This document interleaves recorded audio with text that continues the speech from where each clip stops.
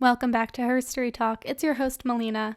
Before we start today's episode, I just want to give you a heads up. If you have a queasy stomach or if you're below the age of 13, there is some graphic content, so I may advise you to skip out on this episode. But without further ado, let's begin. Joining me today is Liv Dinter. She is a good friend of mine and fellow podcast lover. Today, our episode is called Murderesses with Moscato. So what we're going to do is we're going to talk about different female murderers in history while drinking a beverage of our choice. So today, I am drinking a Bathory brewed with rosemary, I guess. It tastes fine. I don't really know what the IPA is. Liv, what are you drinking? I don't have any Moscato on hand, so in lieu of that, I am drinking an Angry Orchard hard cider, the crisp apple flavor, because if it ain't broke, don't fix it. That's what I'm saying, Liv. Cheers to that. This beer is gross. Okay. So we each decided to choose two different women in history. So my first woman that I decided to choose was Olga of Kiev. And Olga of Kiev and her husband, Igor, great name, were rulers of Kievan Rus. And Kievan Rus was kind of what historians consider medieval Russia. It contained Ukraine, Belarus, and Russia, and a little bit more of that. She's actually considered the first female ruler of Russia. But again, yeah, we love to see it. But again, some people argue that she's not a Russian ruler at all. They actually say that she's Ukrainian. But hey, I mean, to each their own. Anyways, so her husband, Igor, I mean, a lot of people didn't like him. I'm going to be honest. She loved him, though. And I'm going to tell you why she loved him. You're going to find that out pretty soon in a very murderous way. So one day he decided to go out and collect tribute, and he did this a lot. He taxed the heck out of people, and he decided to go to the land of the Drevlians. Well, when he got there, the Drevlians didn't like this. They were like, hey man, you literally just got tribute from us. What are you talking about? So they decided to kill him. And instead of just using a knife or something normal, they decided to take two birch trees, those skinny little trees, and they tied each one to his ankles and let them go, and he ripped in half, which is really that's really painful, right? Oh my god, isn't that so bad? I just feel my skin crawl. Yeah, that's a horrible way to die. They couldn't just do it civilly, and I think that's why she got pissed off. Anyways, because he died, she became regent since her son was only 3. And this was all happening around the year 945. So she's upset, obviously. But Prince Mal, the ruler of the Drevlian people who, killed her husband, sent 20 envoy matchmakers to Olga, and get this, they proposed marriage. They just murdered her husband, and then they were like, hey, do you want to get married? Hey, don't reject me. Haha, you're so sexy. Well, their whole thing was oh, she's a woman in need. She needs us because she doesn't have a man to protect her because her son was too little to rule. How could she possibly know what she's doing all on her own with her tiny little lady brain? Her tiny little lady brain can't figure out how to rule a kingdom by herself. So she was like, fine, I'll play along, So she asked them to come back the next day. So that night, this is great. She came up with this whole plan by herself. She had her guards dig a moat in her kingdom in one night. So she had a lot of people doing it. The next day, the 20 matchmakers came back and they arrived in small little boats. So she had her guards go down. She was like, don't get out of your boats. We're going to carry you up here. We got you, They carry them up there, throw them in the moat, and then bury them alive. Yes, correct. Yes. The proper way to handle that. Bury them alive. Okay, but it's not over. She has more up her sleeve. So she contacts Prince Mal, and she's like, there's multiple versions. In one version, she says, send me your best warriors. In another version, she says, send me your best noblemen. Either way, it's like his best guys. So he sends his best guys to escort her to him. And when they get there, she says, you can't escort me looking like that. You have to go bathe first. So she sends them to the bathhouse and then has her people burn them alive. Oh. In the bathhouse. Well, that's a little ironic. What do you mean? Because you take a bath in water and then you burned in the bathhouse. She should have drowned him in the bathhouse. That would have made more sense. That would have been good. That would have been like some Count of Monte Cristo stuff. But like she would have wasted water because like back then you like never bathed, you know? So I guess she's an environmentally friendly queen. We stand, honestly. All right, so the next step was she said to Prince Maul, you know, like he doesn't know that all these people died. I literally don't know how he doesn't know, but he doesn't know. And she's like, look, I'm gonna marry you. Let's get married. You're right. I am dumb and stupid and a lady, and I can't rule this kingdom by myself. My dumb little lady brain can't do it. So I'm going to come to you. But first, we have to have a funeral feast for my husband, which you murdered. So she's like, prepare a feast, get as much like alcohol, wine, whatever it is that they drank back then, and get ready for me to come. So she goes there. She's escorted by her army. And, you know, they start drinking. And her and her people don't drink. They don't drink at all. But the Drevlians are just getting drunk, like super drunk. When they're completely wasted, she orders her people to kill them. She kills around 5,000 victims. Wow. At one feast.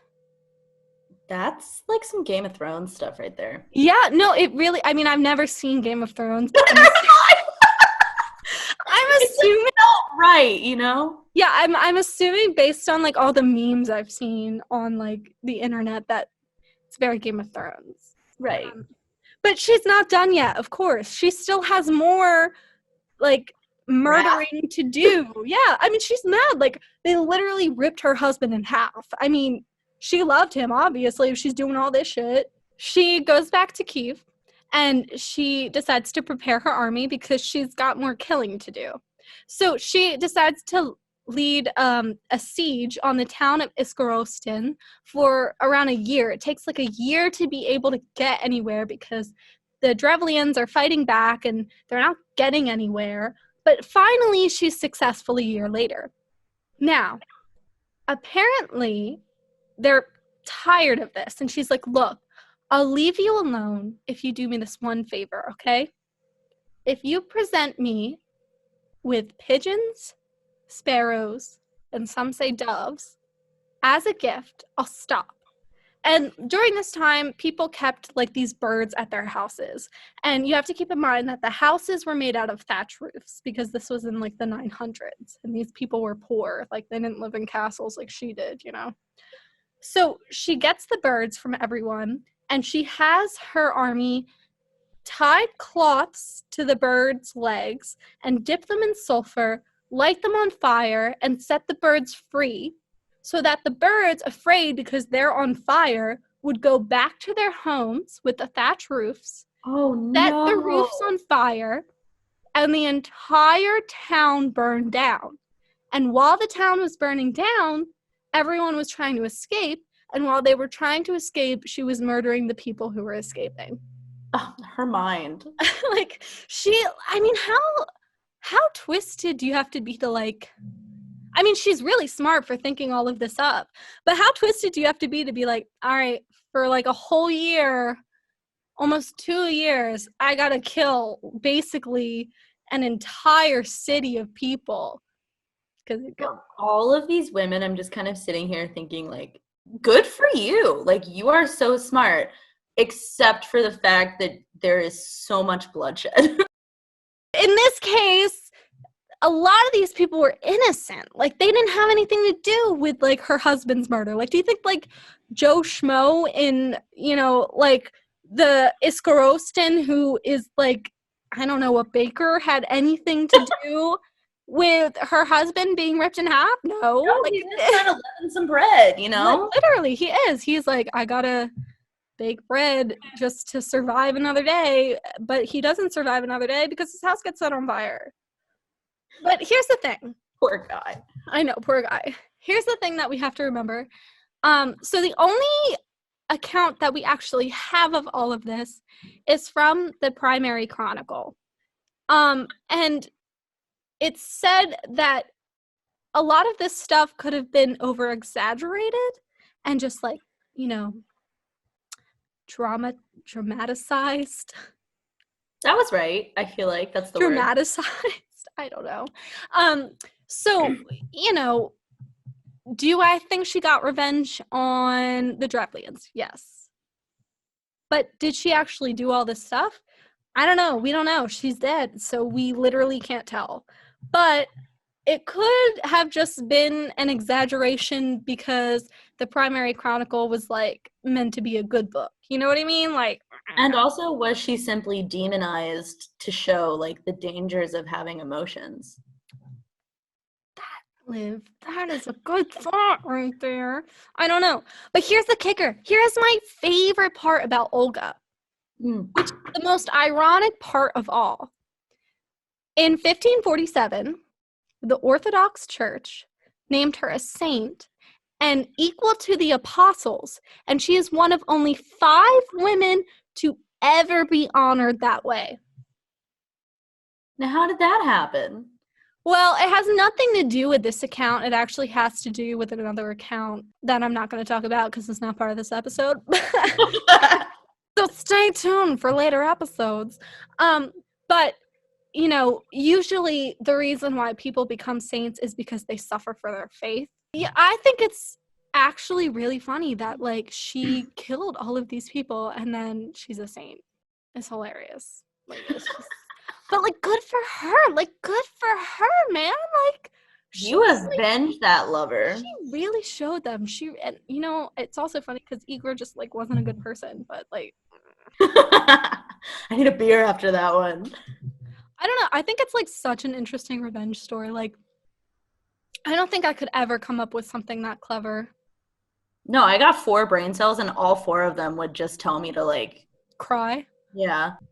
So, yeah, that's the story of my girl, Olga. Okay, are you ready? You're up. I'm so excited. First, I'm going to be talking about everyone's favorite Bloody Lady of Castile, also known as the original Dracula, also known as Countess Erzsébet Bathory of Hungary. Fun fact, she's also referred to as the Nasty Woman, not because she's a nasty woman, but because that would have been her married last name if she had changed her name during her marriage.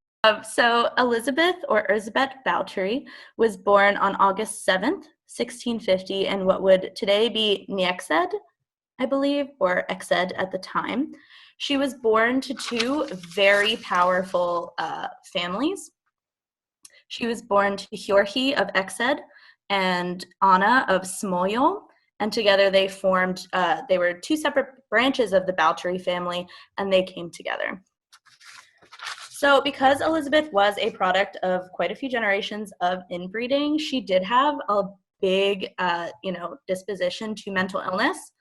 She would have been diagnosed with epilepsy if those sorts of diagnoses were available at the time, as she did suffer from seizures quite a lot, which untreated seizures can lead to a lot of brain damage. So that might have something to do with her actions in life. She was also prone to depression, and that'll come back around when we talk about the end of her story and her kind of demise, because karma is a bitch. Mm-hmm. One of the most common misconceptions about Lady Bathory is that she did bathe in the blood of virgins. And while that is a super cool and bone-chilling fact that is, like, fun to believe for the hype of it, it was most likely mathematically and physically impossible for her to do so. Shout out to Elena from Morbid, a true crime podcast, for breaking down this math. I just wanted to share it with you. A standard bathtub holds roughly 80 gallons of water, but a larger one could hold up to 110 gallons. There's 8 pints in a gallon and 9 to 12 pints of blood in the average adult woman.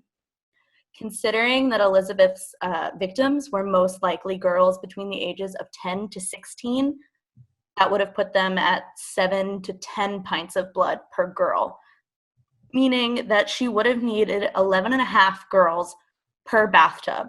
And even then, with her death toll of 650 people, she would have only have taken like not that many baths in her lifetime in blood. So if blood makes you queasy, I'm sorry that you had to visualize that. Well, also, I feel like another thing is you have to remember that these people like barely bathe to begin with. Like, Right. so why would they be bathing in blood? Like, the amount of work that would take. And then to bathe in blood, and then you would think you would have to clean yourself off afterwards, and no one ever took baths. So why they wouldn't have the time or resources to do that. So Right. I don't care how bored of a nobility woman you are, you're not spending that much time bathing every day. no. However, it was confirmed by several witnesses and several accomplices to her torturings that there would be enough blood on the floor of her dungeon to scoop with the palms of your hand as though you were cupping water from a lake. So it's assumed that maybe rather than bathing in blood, she bottled it and used it kind of like how we use face serums and essences today. What in So blood was her thing. She was known to bite, scratch, and like strike her servant girls, which she recruited from poor families down in the valley. When she ran out of poor girls, because so many of them were ending up dead, she had to start outsourcing to other nobility, and that was inevitably what got her caught. Because what would happen is she would torture them violently, and they would die, and she would box them up in a coffin before anyone could see their bodies, and she would say, "Oh, it must be that cholera outbreak. You don't want to touch the body because it's still contagious." So she rifled through quite a few young women, and her estimated death toll, as I said before, is 650 people died at the hands of her. But she was only convicted for 80. Fun fact. I feel like I mean, I can't even think of like a modern day serial killer that is like that bad.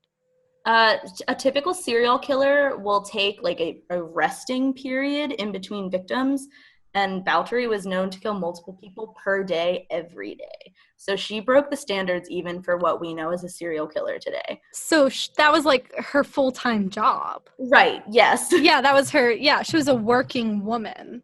My God. So she actually learned how to torture these girls from her husband, which is, family fun for everyone. Cute couple things. She would cover young girls in honey and leave them in the woods to be eaten by insects, strip the young girls, force them to lay down in the snow, and throw cold water on them until the water froze onto their skin, and then left them to die. I don't even understand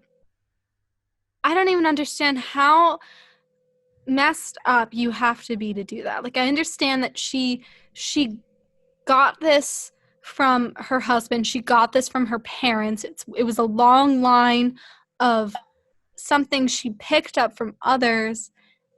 But it's just so horrible. Like, So I'll tell you this, and we don't have to put it in there just because it's like a little horrendous. But in my research, I found that when she was around 10 years old, she stumbled upon the punishment and torture of a commoner, and he had been like arrested for stealing, and his punishment was to be sewn alive inside a dying horse. And the sight of it made her laugh so hard that she fell to tears and incited a seizure. So her reign of terror mostly lasted between the years of 1590 and 1610. And in 1609 is when she kind of met her demise.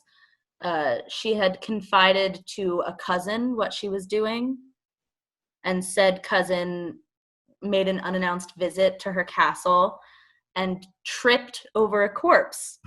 So he then arrested all of her servants because almost all of them had had a hand in the torture and inevitable deaths of the missing girls. Well, what else are they supposed to do? They knew they were gonna die if they didn't Exactly. do that. So they were executed without questioning in 1609, all of them. But because Elizabeth was of noble birth, it was against the law for her to hold a public trial. So instead, she absolved the debt that the King of Hungary had owed her, and then was quarantined and imprisoned in her torture chamber for what would be the rest of her life. Inevitably, mental illness did get the best of her, and she was known to write on the walls in several different languages at just grasping for some sort of something in the outside world. She inevitably did go crazy, and she lived for 4 more years once she was detained. There is so much to be said about her, and there is a lot of conspiracy about how she became the way she did. But she is definitely remembered as a bloody, bloody woman by history. And she is, in fact, related to Vlad the Impaler, so it really does run in the family. It really does, yeah. Well, I hope you have something light and fluffy to deflect from that. I mean, this whole thing is about murdering, so I don't really think I have anything too light and fluffy about that. I don't have something as bad as getting ripped in half by a birch tree, if that's what you're implying. Anything's better than that. Okay, so for my second woman, I chose Emperor Wu. Her name is Wu Zhao, but you will probably know her as Wu Zetian. I apologize if I said that wrong. I tried to research how to say her name, and so many people said it so differently. So again, I apologize. So here's the short story. Okay, I'm gonna give you the short story, and then I'm gonna give you the long story. To become the only woman in more than 3,000 years of Chinese history to rule in her own right, she had to kill her newborn baby and blame it on the Empress, kill the Empress, kill her sister, brothers, mother, and the Emperor. So let's begin. So Wu was born around 624 AD. It's speculated when she was born, but it's around that time, but there's no actual documentation of when she was born. She was the daughter of a minor general, and she was taught to play music, write, and read. So she was known for her intelligence, but the one thing that she was known for the most was her beauty. And because of her beauty, she was recruited to the court of the emperor, and she became a 5th rank concubine. And this was not a high rank. She actually changed the emperor's sheets, which isn't a great job at all. But she used this to her advantage. So she used her intelligence and her wits to talk to the emperor, and she eventually became his favorite concubine. Now, during this time, she started to have an affair with his son, which is a little messy. Messy queen. But we stand, because I'm going to tell you why we stand. This works out in her favor because the emperor dies of natural reasons. She doesn't kill him yet. Anyways, so when the emperor dies, the concubines have to shave their heads and go to a temple and live the rest of their lives in chastity. But the new emperor, who was the son of the previous emperor, was so in love with Wu that they somehow managed to get Wu out of there, even though the emperor had other wives and other concubines. She soon became an empress consort, but that wasn't enough power for her. Drink break. So, by the year 666. This is funny. She was on the throne that was equal in elevation to the emperor's. And this is actually when the murders started to begin. Bum, bum, So, bum. the niece of the emperor, okay, he started to like get attracted to her. We don't know if they had an affair, but basically she didn't like that. So Wu poisoned her, it's suspected. Messy. Messy, okay. Then in 684, this is important, she banished her own son. It's speculated that she like killed the rest of her sons too. In 693, she had a newborn daughter. She was only a week old, okay? Well, she didn't like the empress, and she smothered her own daughter, blamed it on the empress, because the empress was the last person to hold the baby. And she ordered that the empress and also the chief consort, she ordered that their hands and feet be chopped off. Oh. And that they toss them into a vat of wine, leaving them to drown, saying, "Now these two witches can get drunk to their bones." Ooh, the anger in that. Yeah, the anger. She like accused them of like witchcraft or something. Hey. And of killing her own daughter. Then it's said that she ordered the suicides. It was listed as ordered the suicides, which is just like in my like. Isn't that an execution? Yeah, execution of her grandson and granddaughter because they criticized her. A bloody, bloody woman. And then this is when it gets like weird and messy. So the emperor died alone. Even though the tradition is that the family should gather around the emperor to hear any last words. So they assume that she poisoned her husband. Yeah, I feel like what are the chances that he just drops dead out of the blue with no one around? It's definitely like There's some foul play in there. suspicious. And then, you know, she like killed her sons and stuff, and like she wanted the throne, and then she got it, you know. In 690, she took power and became emperor. And I think what's really interesting about this, and I actually didn't put it together until like today, is she was old when she became emperor. She was, you figure, in like her 60s. Yeah. Late 60s, early 70s when she became emperor, finally. How common was it to even really live that much longer? Exactly. And she ruled for like 14 years, which isn't really a long time, but then you figure at that point she's almost like she's in her 80s. Yeah. That's a long time. And I think what's really cool about her is when she came to power, she tried to elevate the position of women. Like she gave away high political spots to women. Look at her She go. tried to move like male like male leaders out of there. And she tried to make it so she was the direct line of communication between her and the people. She didn't want anyone else in between. I respect that. So she would put these boxes around the city, like suggestion boxes, and they would write like, "Can you do this? Can you do this? We should blah, blah, blah." Or she would like have people spy on other people and be like, "This person did this." And then they would get in trouble. And like she tried to get people to spy on male officials so she could get rid of the male officials. And here's the thing, like, no one, like, history doesn't look on her lightly at all. History doesn't like her. And I think history robbed her. I actually think, despite everything I just told you, I actually think a lot of it isn't true, even though a lot of it is fishy. I think history wrote all of this stuff to make her look bad.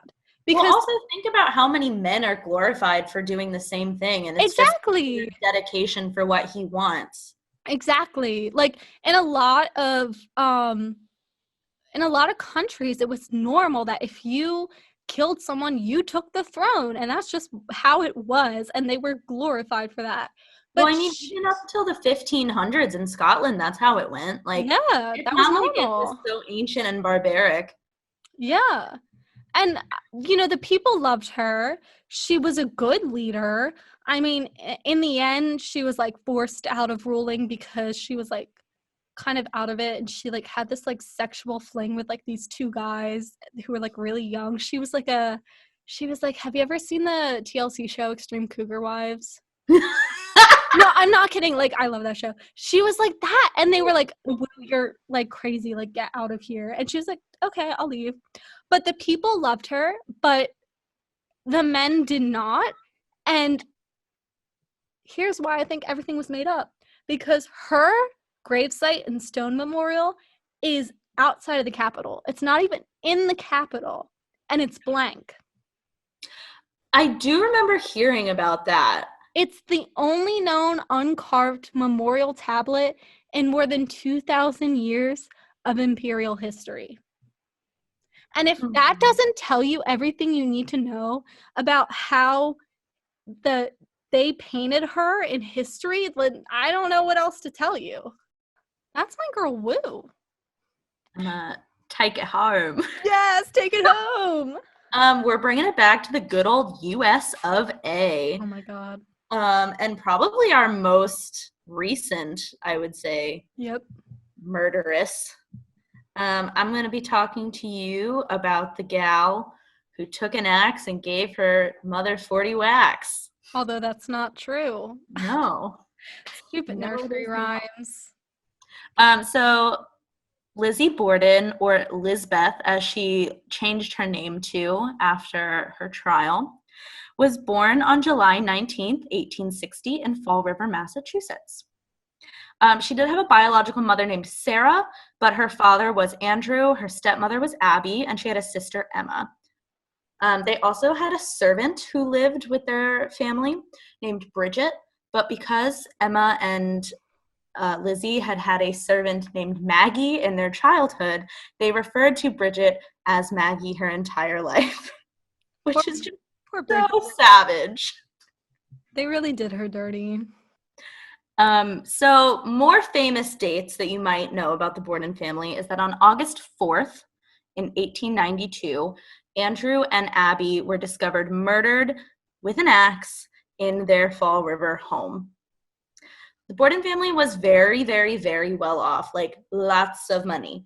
But Andrew, as he likes to be referred to as, was very frugal. So they lived in quite a simple house despite having help. Lizzie and Emma didn't have the best relationship with Abby. They did initially, but upon hearing that her mother had been killed, Lizzie looked at a police officer dead in the eyes and went, "That woman is not my mother." So just a little background on their relationship. So despite being considered one of the most notorious female killers in American history, Lizzie was very involved in charity work, philanthropy, and anonymously did a lot of work for her community, including donating money to libraries and churches and propelling the education of women. She was also a Sunday school teacher. So that's quite the dichotomy, if you ask me. On August 3rd, Abby went to the doctor across the street complaining of a stomach ache, and as it turned out, the entire family was very ill. In fact, on the same day, Lizzie told her friend Alice that something bad is going to happen to her family. She just feels it. Which, like, girlfriend, if you're gonna do a murder, maybe you should Not say that. Like, there are a million words you could say, and you had to say those words in that order for why. yeah, like, just shut your mouth, like, girl. So the morning of the murder, Lizzie and Emma's biological uncle, their maternal uncle, had breakfast with the family and then kind of like peaced out. He had been staying with the family for a few days. Lizzie stayed in bed until 9. She was very lazy that day. And told Bridget, or Maggie, to take a rest because she was still violently ill from the night before. I wonder why. The family had suspected that they were being poisoned, but the doctor was just like, no, it's because you're freaking cheap and you buy like last week's fish. Like, I know you have money, please spend it correctly. So I'll talk about that later in a little bit. But Emma, I don't remember where Emma is. She's like out and about. She's not in the house. She is nowhere to be seen. I think she was shopping. That sounds right. She was like in the Yeah. market. She wasn't physically in the house. Abby was changing guest room sheets as John Morris had just stayed over. Andrew's at work. So finally, Lizzie is like, okay, time to put my plan in action, supposedly. And she tells Bridget to wash the windows of the house inside and out. So she's keeping her nice and busy. Mysteriously, and without being heard, Abby is attacked with an axe and dies. Lizzie is clueless. In fact, so clueless that when Andrew comes home early from work and is locked out of the house, she's giggling at the top of the steps because to her, this is just a normal Thursday afternoon and everything's fine. So finally she gets the door for Andrew. It had turned out the reason he couldn't enter is because all 3 of the door's locks were locked, when normally they only fastened the one. So he was very confused as to who locked the rest of the door. So, as I said, Abby is already upstairs and she's already dead, unbeknownst to the rest of the family. So when Andrew gets in, he asks where Abby is. And Bridget reveals in court later that all morning she thought that Abby was away visiting a sick friend because that's what Lizzie had told her. So I guess Bridget hadn't thought to go upstairs. But Andrew laid down for a nap, and so did Bridget because, as I mentioned, she's still violently sick. Like, as she was washing the windows for the Bordens, she was, like, puking outside because poor thing was really just not feeling it. So as soon as Bridget lays her little head down on the pillow, Lizzie yells upstairs, "Help! Someone's come inside and killed Father with an axe." His face was completely demolished. Yes. Reports from the crime scene say that Andrew's face looked similar to ground beef. Yay, that's disgusting. It's not great. I'm so glad I already ate. Whereas Abby's injuries were more to the back of her head. So it's assumed that with her attack, she was struck once in the front, and when she fell, the rest of the blows were delivered to the back of the head and the neck. So because Lizzie's family was very well off and very highly regarded in society, this was a very big deal to the police. However, everyone assumed that Lizzie and Emma couldn't possibly have had anything to do with it. So until they could assure that the girls were out of the house and away from the traumatic views, they didn't search the house, meaning that there was no search of the home for 32 hours after the crime scene. Idiots. Lizzie and Emma weren't even questioned for 3 days. When she was questioned, Lizzie did change her story multiple times. However, she blames it on being prescribed morphine. And she is noted to have not cried at all through her entire trial, any of the inquests, questioning, or the funeral of her parents. So on August 3rd, Lizzie tried to buy cyanide from a pharmacist. Oh, that's just natural, right? And the pharmacist was like, no. So I like to think that she was like, all right, I'll take matters into my own hands then. And that's how she ended up having a nursery rhyme about her. So on trial, the same friend that Lizzie talked to, named Alice, on August 3rd, referenced a story when, a few days after the murders, Lizzie had pulled a dress out of her closet and was like, "Look at this dress. It's so covered in paint. What should we do about it?" And decided to throw the dress on top of the stove. And when Alice tried to question her about it, she told her to get out of her house. Lizzie, again, was kind of viewed not really the best because she wore a very fashionable lace dress with bright red ribbons to her parents' funeral rather than the traditional Victorian mourning outfit. So she was charged on August 11th.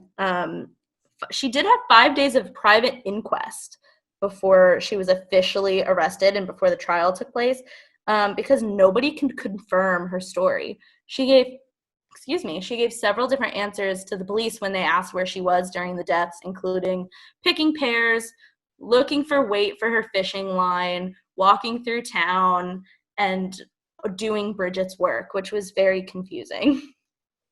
The judge declared her probably guilty, which I think is the best part about this.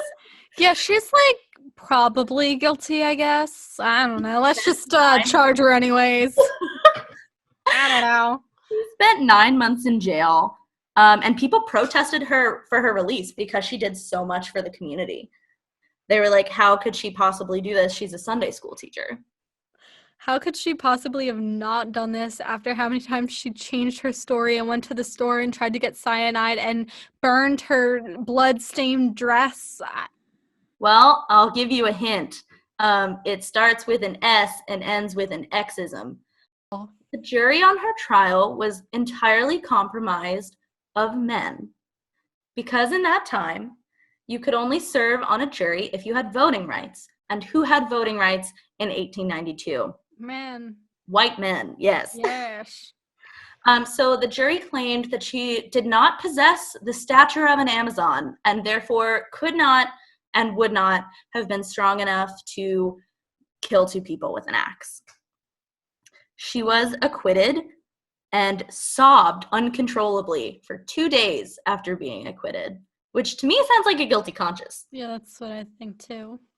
The following year, Lizzie and her sister moved in together in a big fancy house on the Hill, which was the very nice fancy place of Fall River. They named it Maplecroft. The house where the murders took place and Maplecroft are now bed and breakfast. So yeah, you can stay there, and it's haunted. It's haunted. It's very haunted. Yes. Lizzie liked to throw fabulous parties a la Great Gatsby, and that really pissed Emma off. She was not having it. So my personal theory is that because they did have a falling out, I like to think it wasn't just about the parties. I like to think that maybe Emma learned something about Lizzie that she didn't necessarily like. Maybe, I'm not going to say that it was pertaining to the death of their parents, but, you know. So she inevitably did die, as people do, in 1927, after many years of philanthropy. I, again, like to think that that's a guilty conscience because she really poured her heart and soul into the community and had to do it anonymously because organizations would not take her mass donations after her trial. And lastly but not least, and maybe my favorite detail of the entire story, is that Miss Borden hired a traveling buddy who lived with her named Trudy. And I'm not saying that Lizzie Borden... No, you should just say it. But I'm going to say that Lizzie Borden was a lesbian. I was waiting for that part. I love that for her. That's my favorite part. I just want to say that I'm not excusing the murders, but I just want to say that it's highly believed that her parents, mostly her father, abused her sexually, and her stepmother didn't do anything. And it's believed that's why she snapped, because she had enough of it. Well, I definitely agree with that theory because I cannot think of anything else in that woman's life that would have incited enough rage to do that. Like, I'm a big true crime junkie, and stabbing is a very personal way to kill someone. Demolishing someone with an axe multiple times, like, one good blow with an axe will get you. Mm-hmm. So there's definitely a lot of pent-up rage in there, and I cannot think of another source of said rage. They were very financially well off. She had most of what she wanted at her fingertips. It's not as if she was at a wanting for anything. Huge thank you to Liv Dinter for joining me today, and a huge thank you to everyone who listened to this episode. If you haven't already, you can check out Herstory Talk on Twitter, Instagram, and TikTok. Merchandise is available at bonfire.com/store/herstorytalk. And if you're feeling generous and would like to donate to our Patreon, you can check that out at Herstory Talk. Thanks for listening, and I hope to see you back at the next episode.